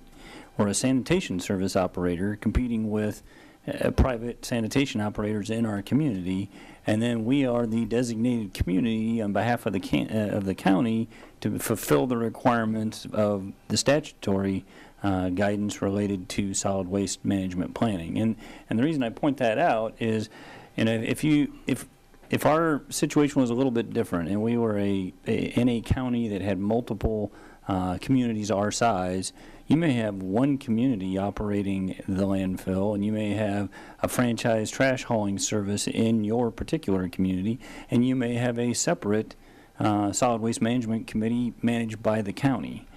If that were the case, the Solid Waste Management Committee is not exercising direct oversight of the community's sanitation operation. And I make that point just because in a Solid Waste Management Committee scenario, it's more planning and it's more lobbying and it's more persuasion than it is as direct a connection between the committee and the community sanitation service. So because we do all three things all at the same time, I think that's adding to some of the confusion as to the item that's on your agenda at the moment is you sitting as the governing body overseeing our sanitation operation, deciding what services we want to try to provide in the coming year. The next item is the solid waste management plan as required to be submitted to the state of Kansas. And that has to be turned in when? I'll defer to Jim. First of all, defer to Jim and Jim to see if they want to clarify anything I said, and then secondly, I know you've had conversations with the state about submission deadline. Submission deadline is tomorrow. This resolution has been prepared since October, so I don't want you to think it wasn't ready. It was deliberately postponed because you had asked the questions regarding, we would like to have an update on the condition of the markets and where we are moving forward with the plan. So the submission to the KDHE was withheld until the study session that we just had, and this resolution is now brought before you in order to still meet that deadline. I feel obligated to point out that the Solid Waste Management Committee met in January and as a body voted to move 3 items or 3 options to vote. And then they voted on their selection, and they voted for an option that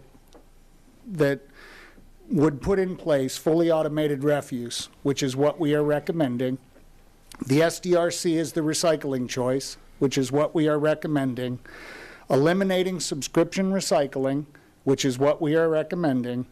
And yard waste co-collected with refuse, which we do not recommend simply because that is another arm of recycling that we can leverage to increase the amount of recyclables that we have. That was approved 5 A's or 5 yeses and 3 no's. It actually wasn't yes, no. It was, that's the option that 5 of the 8 selected. There was no need to re-meet with the Solid Waste Management Committee because they have provided staff with the necessary direction that they would recommend for the plan. We're simply now, based on a request from commissioners, responding to what are the markets currently doing and what if any advice does staff have for us. So again, we're not suggesting not looking at this issue. We just think that it may be best to not do it at this time. That's all. I have 2 quick questions. And when we talk about pay as you throw, is that the difference between having the 95 gallon and the smaller? You pay a difference? Is that what we're talking about? Pay as you throw is an incentive program. And I will tell you, and I sent a note to Mike this morning, since 2012 when we began this, that's what pay as you throw has always been part of not just staff considerations, but incentive programs in general were in the feasibility study and in the business plan. So since 2012, pay-as-you-throw is something that we've looked at. Could that explain? Incentive programs by the feasibility study were defined in 3 ways. One is cart size selection. Typically, communities select 2 or 3 cart sizes, and you pay more for a larger container. Thus, you're paying more than the person who recycles and uses a smaller container. The next one was rewards, and that is where communities or service providers provide some kind of reward back to the customer. As an incentive to recycle and thus lower the waste. And then there is rebates, and rebates is kind of a similar thing. Those 2 options, rebates and rewards, both though are specified in the feasibility study or the business plan that says to do that you will cause 50 cents to $1 increase in the rates for all customers. So those 2 are not technically or not usually used very successfully to implement pay-as-you-throw. So from staff perspective, those three options, cart size was always the one that we were looking toward. And I agree with that. Question, the automated trucks, are they able to pick up the two different sizes? If you had the larger and the smaller, are they able to pick both up? Yes. Okay. So, as far as approving 7.2, and I believe Mrs. Mertz brought that up about A. So if we removed A to say we're not sure, we want to just do the 96-gallon containers at this time, and would address using two different size of containers and having a different fee for the smaller one, would we be able to do that at this time? Yeah, I should we believe just you can. eliminate the, yeah, just eliminate the reference to the Right, size, because and we I can, yeah. guess what I'm hearing up here is there's, to try to get more recycling, maybe we lower the fee. I don't know how that affects, I can't remember how our study was, is how that's going to affect our fee structure. The simple answer to the question is, could we eliminate reference to size? Yes. I mean, that's what the we short have answer here, would be as yes, of we what could do have that. here, that's the one thing that I would be willing to say, let's look at that. Do we want to have two different sizes of carts and incentivize someone to use the smaller cart? It makes sense if you're putting more in the waste into the landfill, you ought to be paying more probably. I mean, that's what they do if you take a truckload out there. So I would be okay with that. But can't we fix this on the Can we fix fly that later? anyway as we move forward? I mean, we have start with 95. Now, I'm looking this basically as maybe we are taking one step back, but we're positioning ourselves to take two steps forward, and the automation is a very important part of this. But if we would move to the recycling and the economics change in, say, a year's time, maybe even by the time we're prepared to implement this part of we would be able to change the size of those containers, wouldn't we, at that side? If the truck can pick up both sizes, couldn't we do 95 until we find a way to incentivize a recycling? And then but you're going to be buying cars, you know. Well, and they will have the 95s to begin with, probably, but if the recycling is going to be incentivized, it has to be easy to be collected. So the very thing we would have been using to incentivize the recycling, we're taking away. I'm going to say something that's going to make your head explode, Dr. Davis. Because, no need to get off, Officer Collins. Okay, if I'm just being completely honest, I mean, I'm a curbside, I have two curbside cart or containers that are picked up right now, and yes, I realize I'm a drain on the system. Will I be really good about using the drive-through recycling facility? You know, on a week where I don't have a lot to do? Sure. My intentions are great. Basically, I'm going to be throwing a lot more stuff away. I am. I mean, like I said, if it's a good week and I'm feeling optimistic about the prospect of having grandchildren and the kind of earth that I'm going to be leaving to them, yeah, I'll get in gear and I'll get it done. But what I predict is going to happen is I'm going to start collecting it, and pretty soon my garage is going to be full, and my husband's going to freak out about the fire hazard and the smell coming from the basement, and I'm going to end up, trying to cram it all into my 95-gallon container over a period of a couple of weeks. And yeah, my husband's probably sitting at home laughing right now because he knows that's exactly the way it would play out. You'll get a second container. Oh, probably I will. So I'm just making that observation. Just me personally, I know that I have great intentions, and I've been down there a couple times already, and the guys are fantastic, and the facility is neat, and it's as convenient as you can make a drive-through recycling facility made. But unless I'm feeling the pain of not recycling somehow, I'm the kind of sloth that'll just be like, I'll just throw it this week. I'll be really good next week. And I mean, I'm just saying that that's just my terrible, ridiculously shallow point of view. I don't think that by reducing the size of the cart, you're going to see a huge increase in overall recycling. I think that the people who want to recycle will recycle. That same survey that was mentioned earlier, about half our citizens don't want recycling at all. They don't even talk about it. And I am a recycling family. I have 6 different recycling bins, and I recycle everything, and I go to my facility and use it as a customer. But it's because recycling is important to me. I have a 90-gallon cart right now, and my cart largely is about a third full when I set it out to empty it, but I still recycle. You may change a few behaviors, but I do not think that we're going to see a large difference in the number of people who recycle because of the cart size. I think some will. I think some will simply look for another carrier that offers a bigger size cart as their standard. And I think the rest have a lot will. more 2 carts out there. Or than 2 you will carts, have. or, yeah.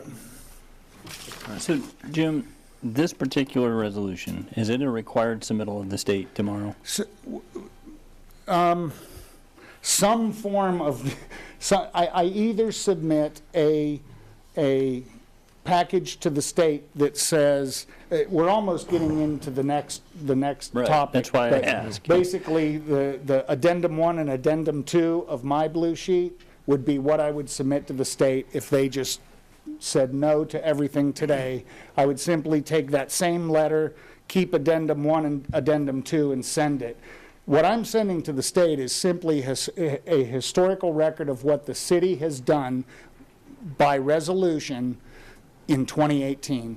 It's simply, if you take the solid waste management plan now, it's a big book, and over half of it is addendums, because it's all the resolutions and all the actions that we've ever taken regarding solid waste since we took over the Solid Waste Management Committee for the county. And the next resolution is just that. It's right. Simply a record of what's taken place in 2018. So if we adopt the resolution and we minus out the cart size, I'll have to make a correction to what's submitted, but it's not a significant issue for me to do that change, and we can still submit it. Can I ask one other question on the requirement of what you need to send in? Does that report have to reference our decision on curbside recycling? Is it sufficient to just say that we have a downtown collection center? Do you have to address what we're doing with the curb? In other words, if it took us another 3 weeks to vet the issue, and the holidays and meetings and stuff, but if it took 3 or 4 weeks to vet that out, can that be eliminated from tomorrow's report and just be addressed later? So typically, the way solid waste management plans, and in particular Saline County, Salina's plan is done, is we have an annual requirement and we have a 5-year requirement.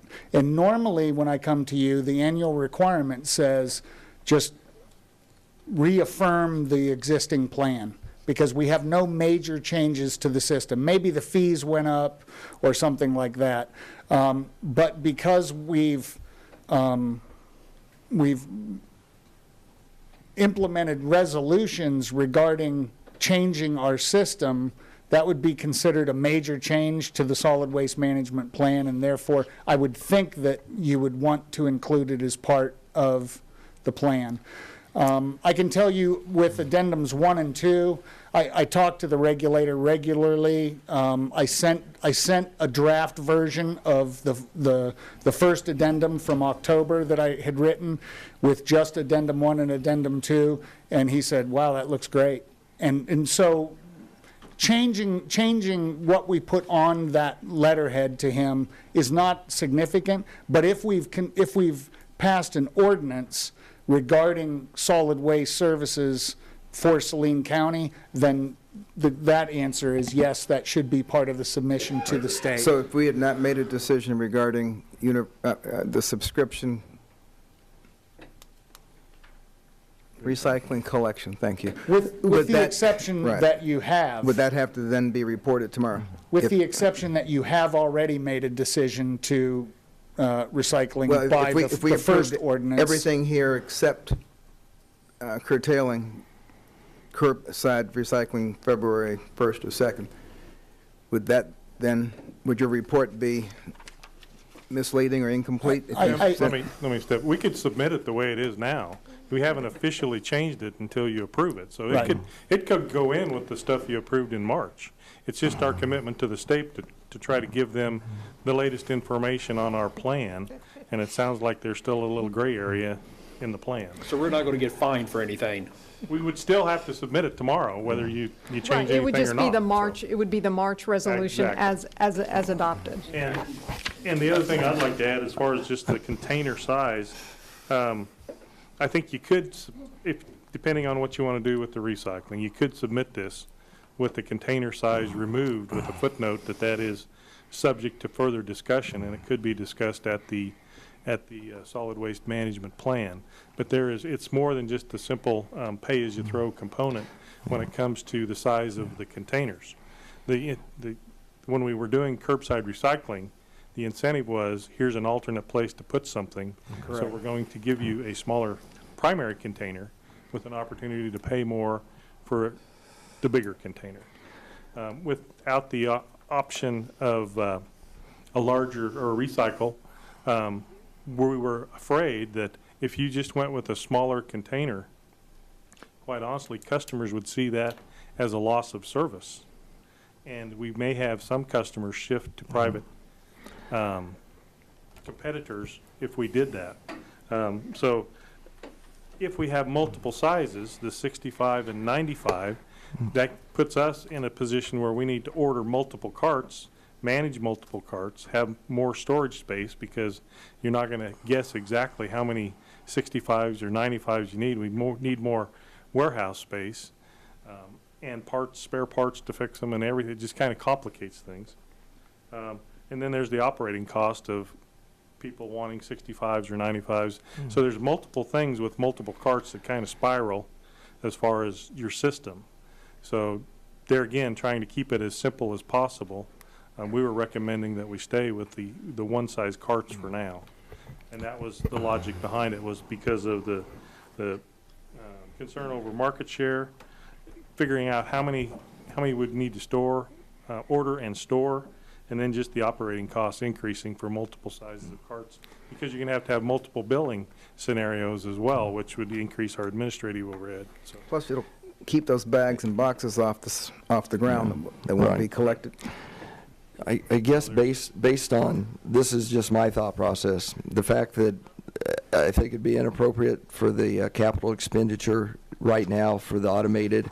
I do thoroughly believe, and I was on the curbside pickup for years. I believe it's an ineffective way for us to recycle, and it's an expense to this city that I think we should to look at doing away with now, and hopefully the privatized curbside company will pick that up.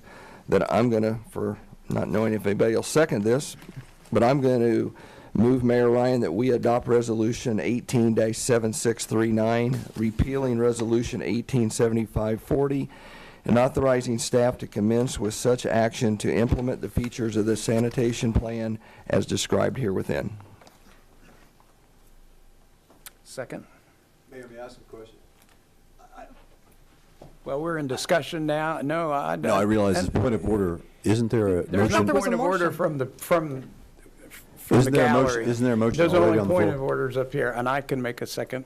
I believe that I thought there was a motion already on the floor. Mayor. I was just going I to don't ask. believe there was ever a formulated motion or a second. I don't think there was ever a motion I made. said I could make it a motion, but I You would could, never but I don't make think it a we did. motion. All right. Yeah. Well, we have one now.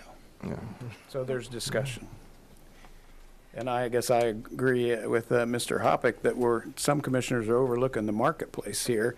And this is an enterprise activity that's got to pay for itself. So we have to be cautious about the expenses that we are going to ask in the manner of a change from the public when we implement it. Like as I said before, it might be one step back, but I think we're positioning ourselves for 2 steps forward. We're not giving up our desire for recycling, but we know that the current subscription process is Inefficient. completely out of whack. And I think if the elimination of it will incentivize people to use the new facility, and I think we need more time to see where that will go. So I think we should move on this as And it presented, doesn't and we've stop us got from- plenty of chances to. And it doesn't stop us from addressing the curbside recycling at a point down the road too, if we wish to do that. So I would like to see some more formal action on, discussing with potential private collectors. Yes. Yes. But even as part of this action. And I realize that this was something that I threw out there at the last minute. I wish I would have thought of it before, but I would gather from the discussion up there here that there's no interest in pursuing a discussion like eliminating the yard waste collection in order to go ahead and still allow us to do curbside recycling for the community. You're talking about 5,500 customers versus over 15,000 in terms of people who would benefit, and it would also give us the opportunity to utilize Mr. Teutsch's person who's going to educate and help us develop those incentives for using recycling correctly. Because, if we were to do that, I understand that there's an additional capital cost in terms of we'll need more automated sanitation trucks. But, I would just love to see us somehow, some way, keep universal curbside recycling for everyone. And, maybe that's not a possibility, given the, given the preferences here, but I just wanted to make one last plea to see if there's not some way we can figure out how to still maintain that service. Well, I think the brain trust to vet that would, I hope, meet on December 13th. And that's the reason I was asking, what is the bare minimum that has to be reported tomorrow? I mean, we may come to the same decision that Commissioner Hoppick just motioned Right. in 3 weeks. It's just that the timing on this is kind of tight.